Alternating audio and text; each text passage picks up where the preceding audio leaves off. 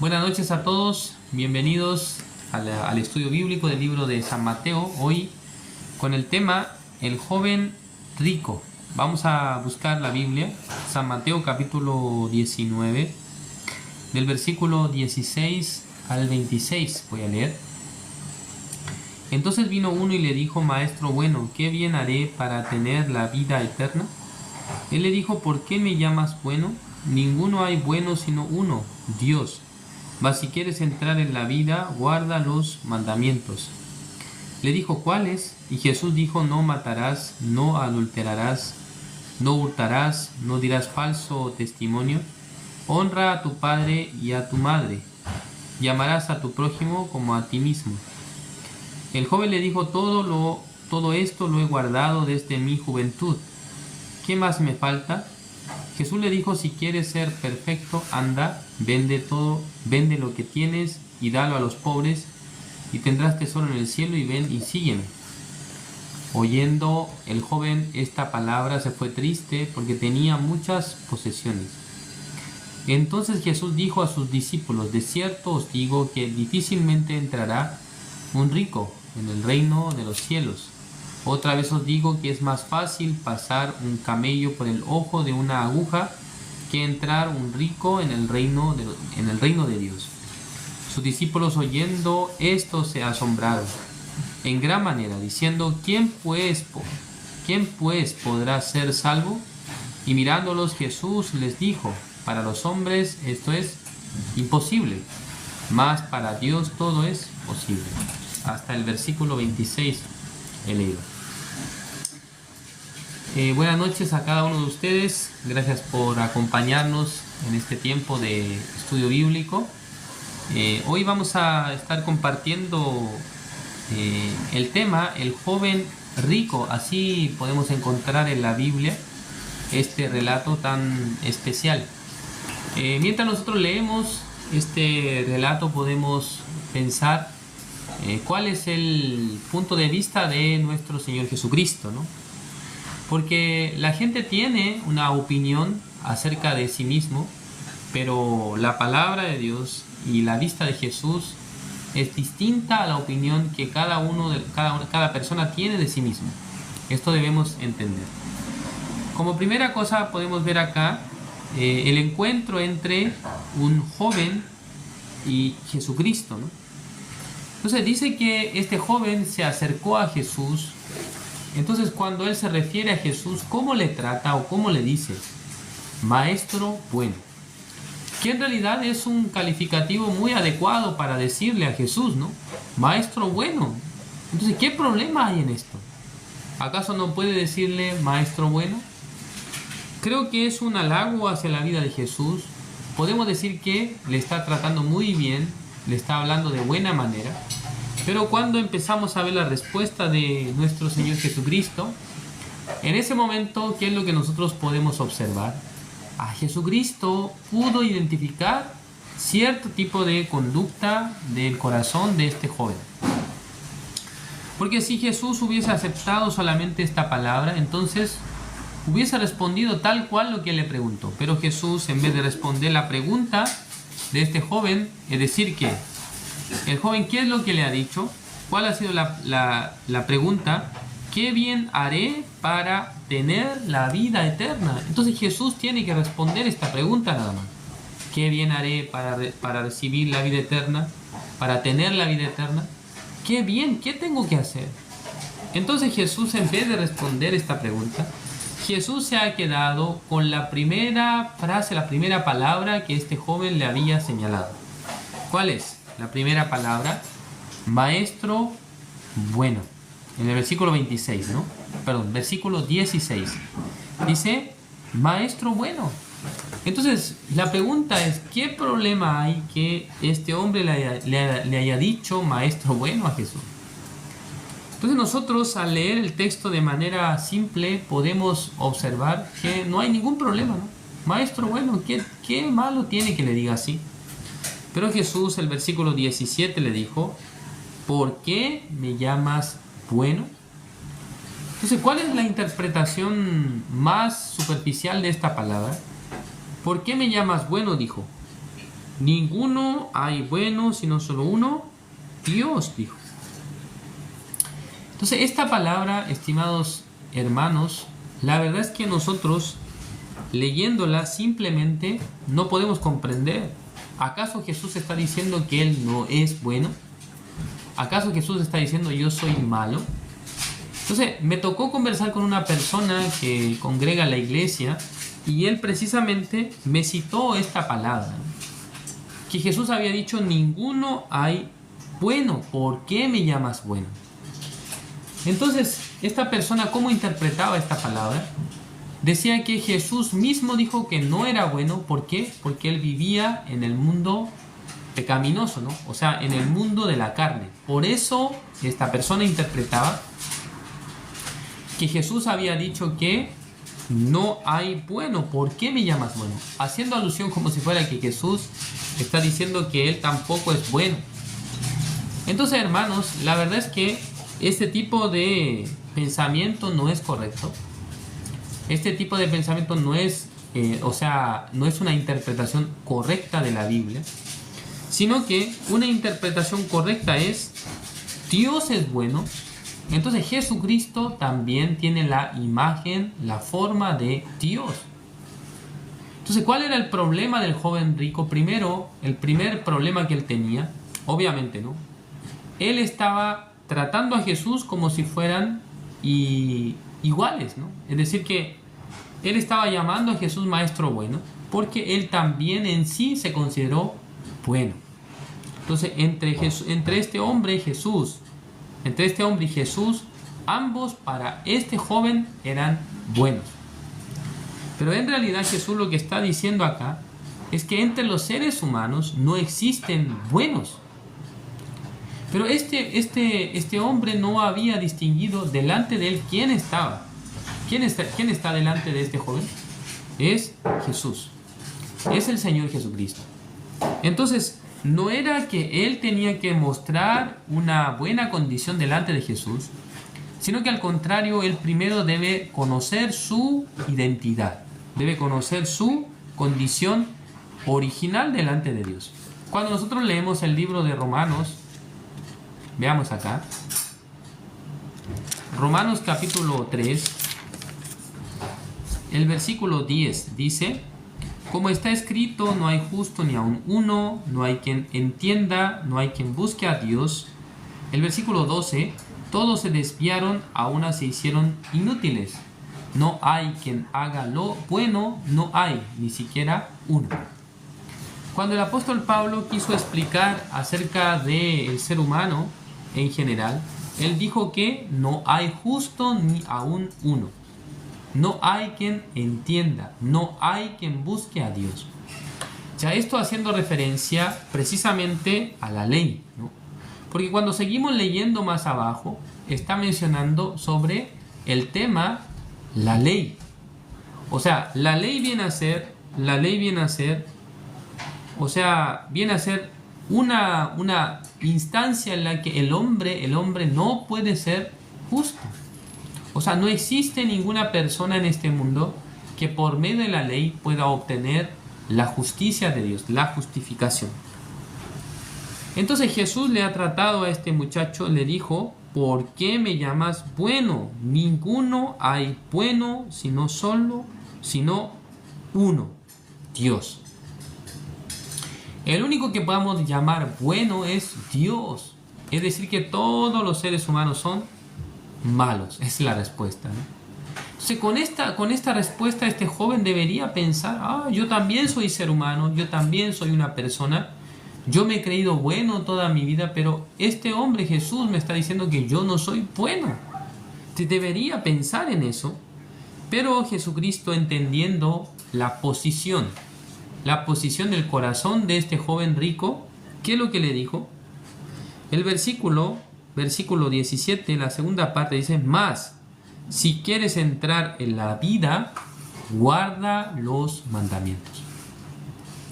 También en una ocasión, conversando con una persona, él me dijo: entonces, ¿por qué Jesús le está diciendo a este joven que guarde los mandamientos, pero ustedes me dicen que los mandamientos no se pueden cumplir? Entonces, ¿por qué Jesús les está diciendo a tales personas como el joven rico, como el intérprete de la ley que está en el libro de San Lucas capítulo 10, por qué Él le dice que guarde los mandamientos? ¿Por qué? Entonces nosotros acá tenemos que ver que nuestro Señor Jesucristo, cuando se encontraba con las personas, no a todo el mundo le dijo que guarde los mandamientos. Solamente a un grupo de personas Jesús le dijo que guarde los mandamientos. ¿A quiénes? Todos los que salieron delante de Jesús pensando que por sus obras podían obtener la vida eterna.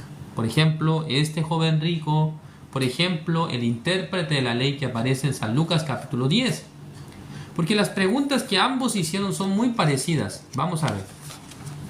Vamos a comparar a este joven con el intérprete de la ley que aparece en San Lucas capítulo 10, versículo 25 dice: y he aquí un intérprete de la ley se levantó y dijo para probarle: maestro, haciendo ¿qué cosa heredaré la vida eterna?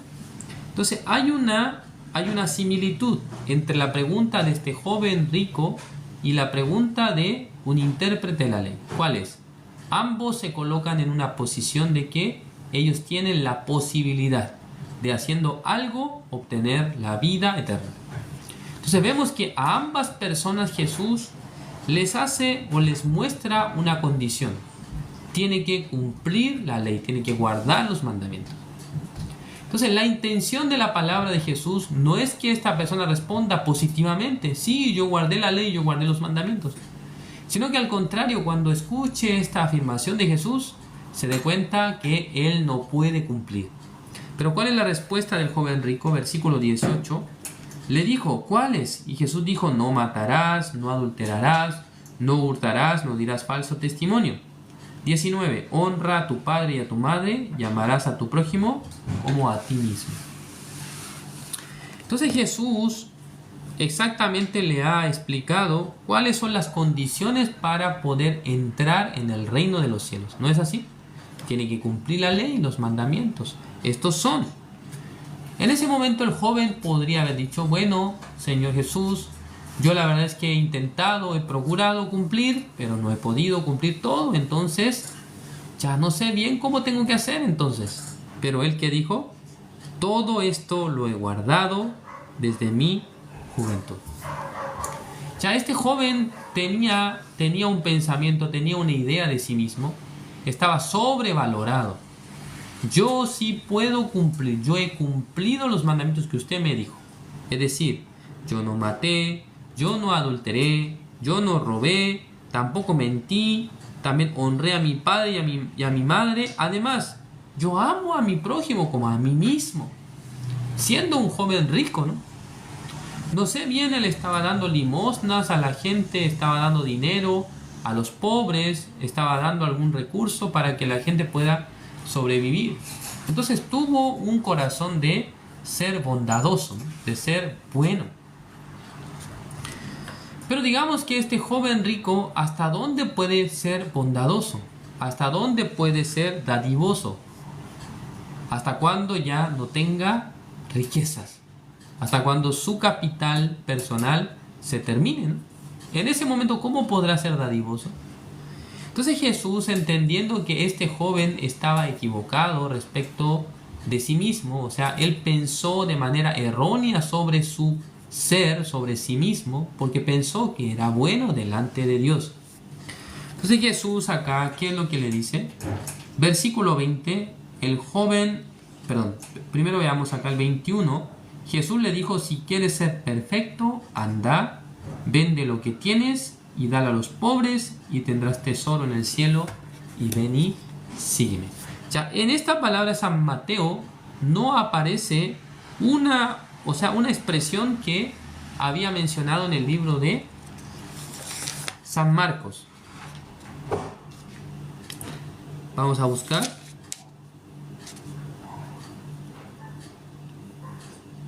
San Marcos capítulo 10, el versículo 21. Ya veamos acá San Marcos capítulo 10, el versículo 21. ¿Qué es lo que dice acá? Entonces Jesús, mirándole, le amó, dice. Ya, la Biblia en el libro de San Marcos dice que Jesús, mirando a este joven, le amó, dijo. Entonces, ¿cómo Jesús demostró su amor? Dice, y le dijo, una cosa te falta, anda, vende todo lo que tienes y dalo a los pobres y tendrás tesoro en el cielo y ven, sígueme tomando tu cruz. Ya, ¿cómo es que Jesús ha expresado su amor a este joven? Le dijo que vende todo lo que tiene. Estimados oyentes, ¿esto es el amor de Jesús hacia este joven? Que venda todo lo que tiene. A ustedes, cuando le demuestran amor, más bien no le regalan algo, no le compensan con algo, no le regalan algo especial, o es que a usted le dicen que entregue todo lo que tiene. Entonces, una expresión de amor muy particular de parte de Jesús. Pero ¿cuál es la razón, hermanos? ¿Por qué dice que Jesús le amó? O sea, ¿a quién Jesús ha amado? ¿O por qué la Biblia dice que Jesús le amó? La razón es porque este joven está equivocado respecto a la percepción que tiene de sí mismo. Entonces Jesús, al decirle de esta manera, puede descubrir que en su corazón no existe una bondad verdadera. O sea, existe un bien, pero que tiene límite. En ese momento Jesús le dijo, si quieres ser perfecto, anda, vende todo lo que tienes y dalo a los pobres y tendrás tesoro en el cielo y ven y sígueme. Entonces, ¿qué pasa si qué pasa si este joven entrega todo lo que tiene? ¿Cómo se quedará él? ¿Tendrá un poco de dinero o se quedará pobre? ¿Cómo se quedará? Se quedará pobre, no tendrá que dar a los pobres, no tendrá que dar a las personas, no podrá ser dadivoso, sino que se quedará en cero, ¿no? En ese momento este joven, escuchando la voz de Jesús, ¿qué es lo que sintió? Versículo 22, oyendo el joven esta palabra, se fue triste, porque tenía muchas posesiones. Ya, esta enseñanza es muy, muy excelente para nuestra vida. Porque alguien piensa que puede ser bueno, alguien puede pensar que es bondadoso, pero cuando nosotros quitamos la condición, en este caso, este joven cuando quita la condición de la capacidad del dinero, entonces, ¿cómo él podrá ofrecer a otros? Ya no tiene nada. Entonces, ¿hasta dónde llega su caridad? ¿Hasta dónde llega su bondad? Mientras él tiene muchas posesiones, puede ser dadivoso, puede ser generoso, pero cuando Jesús le dice, sígueme, deja todo lo que tiene, entonces en ese momento él no puede menos que ponerse triste, ¿no? Ay, no puedo hacer eso, no puedo abandonar mis riquezas, no puedo abandonar mi comodidad, mi tranquilidad. Además, siguiendo a Jesús, ni siquiera sé dónde voy a dormir, dónde voy a alojarme cada día. Entonces, por tener muchas posesiones, no pudo seguir a Jesús. Porque la Biblia dice, se fue triste porque tenía muchas posesiones. Entonces acá, el versículo 23, entonces Jesús dijo a sus discípulos, de cierto os digo que difícilmente entrará un rico en el reino de los cielos. Ya este joven, ¿dónde tenía puesto su corazón? En sus riquezas, ¿no? Tengo mucha riqueza, tengo mucha capacidad. Entonces, no puede andar junto con Jesús, sino que su corazón está bien atado a las cosas de este mundo. Entonces, la Biblia que nos está mostrando acá, el ser humano realmente, por su capacidad, por su intención, no puede entrar al reino de los cielos. La bondad que nosotros tengamos no es suficiente para llegar al reino celestial. Entonces, en otras palabras, la vida del hombre, o sea, la bondad humana, no alcanza para obtener la salvación. Por eso Jesús le dijo finalmente, versículo 25 dice, sus discípulos primero dijeron, oyendo esto se asombraron en gran manera, diciendo, ¿quién pues podrá ser salvo? Esa es la pregunta, ¿no? Por las condiciones que ha puesto Jesús, que son muy altas, muy elevadas, Entonces, ¿quién podrá ser salvo? La mayoría de la gente coloca su esperanza en el dinero, ¿no?, en la economía que tenga. La mayoría de las personas pone su esperanza en ello. Entonces, ¿quién podrá ser salvo? Versículo 26. Y mirándolos Jesús les dijo: para los hombres esto es imposible. Ya, el ser humano no puede alcanzar la salvación por sus obras. Por medio de su capacidad no puede ser salvo. Es imposible. No es difícil, sino que es imposible. No hay nadie en este mundo que, cumpliendo la ley y los mandamientos de Jehová, puede ser salvo. Sin excepciones. No solamente está hablando del pueblo de Israel, sino está hablando en el mundo entero. No hay nadie, ninguna persona que por las obras de la ley pueda ser salvo. Entonces, las intenciones de las palabras de Jesús son precisamente para que tales personas abandonen esta posición de querer hacer algo para ser salvos. Por eso, al intérprete de la ley, al joven rico, Jesús les da a conocer los mandamientos, les expresa los mandamientos, para que ellos, recibiendo la ley, puedan realmente quedar bajo el juicio. Pero ninguno de los dos quedaba bajo el juicio, sino que ambos pensaron hasta último momento: somos personas que pueden cumplir la ley. Somos personas que pueden cumplir los mandamientos. Somos personas que pueden actuar de buena manera. Y si actuamos de cierta manera, entonces podemos entrar al reino de los cielos. Pero Jesús está diciendo que esto es imposible para el hombre. ¿Sí? ¿Qué quiere decir imposible para el hombre? Que el hombre, por más que se esfuerza, por más que procura, por más que intenta, no puede alcanzar la salvación. Y luego dice: más, para Dios todo es posible. Y aquí es donde el ángulo de este texto, de este relato, cambia. Dice que para los hombres es imposible, no se puede. Nunca jamás el hombre puede ser salvo por sus obras, dijo. Pero dice que para Dios todo es posible. Entonces, ¿qué significa esto? Que Dios, en vez de buscar en ustedes y en mí las buenas obras para alcanzar la salvación, ¿qué es lo que Dios ha hecho? Dios ha preparado un sacrificio para poder limpiar nuestros pecados. Es nuestro Señor Jesucristo.